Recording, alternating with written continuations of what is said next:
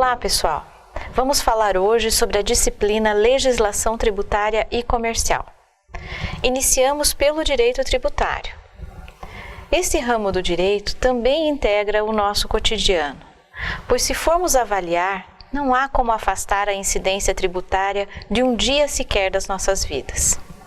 Seja no trabalho que desenvolvemos, na alimentação que adquirimos, no aprendizado que buscamos, identificamos a incidência de algum tributo. Por esse motivo, temos consciência que a carga tributária do nosso país é extremamente elevada. Dados da revista Exame de março de 2016 indicam que o Brasil é o país com a maior carga tributária em toda a América Latina e Caribe. Estudo da Organização para a Cooperação e Desenvolvimento Econômico revela que os brasileiros pagam o equivalente a 33,4% do tamanho da economia em taxas e impostos. O estudo revela ainda que essa é a maior carga entre 22 países listados, e o dado brasileiro é mais de 10 pontos percentuais superior à média de 21,7%, registrada na América Latina e Caribe. O indicador brasileiro tem girado entre 32% e 33% do PIB desde 2005. Dados históricos demonstram que a arrecadação por parte do Estado ocorre desde os primórdios e sempre com significativa exigência em relação ao contribuinte. A título exemplificativo, no período do Brasil colônia, no ano de 1600, foi criado o imposto denominado Isenção até o Fim do Mundo, destinado a auxiliar o Mosteiro de São Bento. Em 1630 e 1738, era cobrado o imposto conchavo das farinhas, em que os baianos tinham de contribuir com um prato de farinha para a alimentação das tropas que lutavam contra os holandeses invasores. Em meados de 1730, entrou em vigor a cobrança do tributo denominado Chapins da Princesa, destinado a cobrir as despesas com sapatos das mulheres da corte em Portugal. Isto demonstra que o Estado exigia do contribuinte ora dinheiro, ora outras formas de contribuição. No período imperial, o recebimento do tributo passou a se dar somente na forma pecuniária. No período republicano, passou a existir a divisão de competência para a instituição e cobrança de tributos, oportunidade em que, além da União e dos Estados, os municípios também passaram a ter competência tributária. A partir da segunda metade do século XX, houve um aumento significativo da carga tributária no Brasil. Em 1967, entrou em vigor a Lei 5.172 de 1966, que instituiu o Código Tributário Nacional. E em 1988, foi promulgada a Constituição Federal, autorizando a criação de tributos, estabelecendo princípios constitucionais tributários, bem como limitando o poder de tributar. Além disso, a legislação especial também se preocupou em disciplinar questões relacionadas à tributação. A partir desta breve introdução histórica, é necessário compreender em que consiste o direito tributário. O Estado possui inúmeras despesas para que possa desenvolver atividades mínimas, imprescindíveis à satisfação das necessidades existenciais da sociedade, como, por exemplo, propiciar educação, saúde, transporte, saneamento básico, dentre vários outros serviços. Para atender a esta demanda, o Estado depende da chamada receita pública, ou seja, recursos que viabilizem o pagamento dessas despesas. O direito financeiro é responsável por estudar as despesas e as receitas públicas, estas provenientes das mais diversas origens. As receitas públicas são denominadas como originárias quando surgem a partir de uma relação jurídica entre o Estado e o particular, em igualdade de condições, e como derivadas quando são exigidas compulsoriamente pelo Estado, independentemente da vontade do particular, como é o caso da receita proveniente dos tributos. O direito tributário surge como um ramo do direito financeiro responsável por estudar as relações jurídicas entre o Estado e os contribuintes. Esta relação jurídica tem por objeto a arrecadação de tributos, que é a principal fonte de recursos para a receita estatal.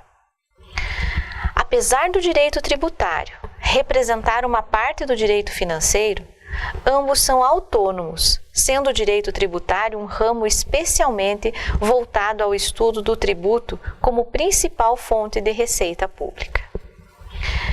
Precisamente as receitas derivadas são aquelas estudadas pelo direito tributário. As receitas derivadas têm essa denominação por derivarem do poder coercitivo do Estado, que permite ao ente político exigir do cidadão uma contribuição pecuniária.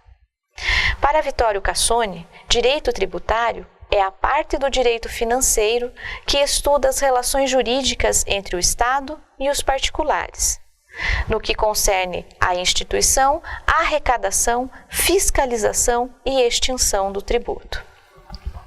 É direito autônomo, pois se rege por princípios e normas próprias.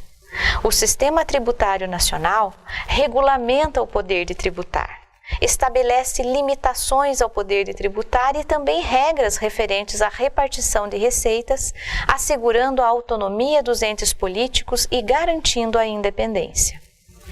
O exercício do poder de tributar não é absoluto.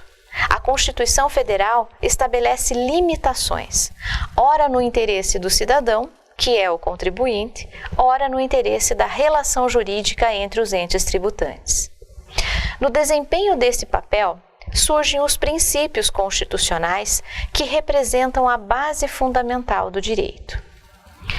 O princípio da legalidade, previsto no artigo 150, inciso 1º da Constituição Federal, combinado com o artigo 97 do Código Tributário Nacional, estabelece em linhas gerais que os entes tributantes, União, Estado, Distrito Federal e municípios poderão criar, aumentar, reduzir ou extinguir tributos somente por meio de lei.